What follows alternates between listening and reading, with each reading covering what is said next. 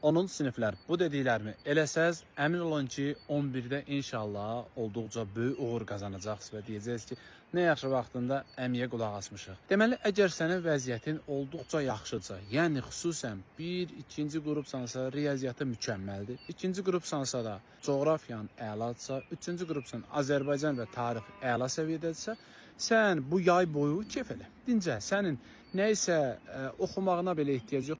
Yox, əgər o xalqın uşağının bəxtəvəriyi sizdə yoxdursa, deməli onların əksini etməlisiniz. Sən blok fəndən bu yay boyu sadəcə 2 fən, amma biri var 3-4 fəndən yay qruplarına filan qoşulub ala yarımçıq öyrənəsin. Biri var ki, sadəcə blok fənlərindən biri idealsa dəymə. Hansı zəifdirsə, hansına ehtiyac varsa 2 fən seç. Həmin fənləri bu yay boyu başdan proqramın heç olmasa 70-60%-nə qədər qəşəng öyrən. Tez bitirməyə çalışma.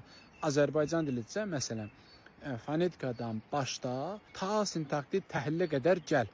Yəni, oral köməkçilik hissələrini filan bitir, söz birləşmələri filan bitir. Hardasa belə deyim də, cümlə üzvlərinə qədər gəlsəz də kifayət eləyər. Yəni, bura qədər mükəmməl gətirin, gerisi düzələr. Və Azərbaycan dilinin yay boyu mətn işləmək üçün adama müəllim filan lazım deyil. Bacardığınız qədər mətn işləyin. 10-cu sinifdəsən 9 mətn işləyə bilərsən, 11 mətndə aç topunu qoy qabağına, bol sayda oradan mətnlər işlə.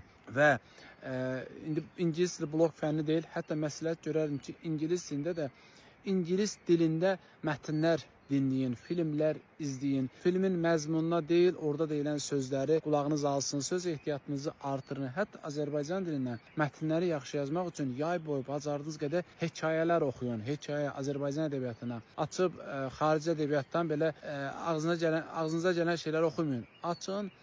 Deməli, Azərbaycan ədəbiyyatından hansısa bir roman götürün, hekayə götürün, İsmail Şıxın hekayələrindən götürüb oxuya bilərsə olduqca maraqlıdır. İçində çıxan məcazi mənalı sözlərə, frazeoloji birləşmələrə, sizə tanış olmayan sözlərə diqqət yetirin, söz ehtiyatınızı artırın. Riyaziyyatdan da təbii ki, yəni bir müəllim nəzarəti ilə yay boyu qəşəng həftənin 2 günü 2 saat da olsa, 3 günü 1 saat da olsa qəşəngcə zaman öyrən. Samballı öyrən. Bir mövzunu bitirmədən o bir mövzuya keçmə. Lazım gələcək o mövzunun üzərində bir həftə, 10 gün, 15 gün qal, amma onu tam mənimsə, sonra keç.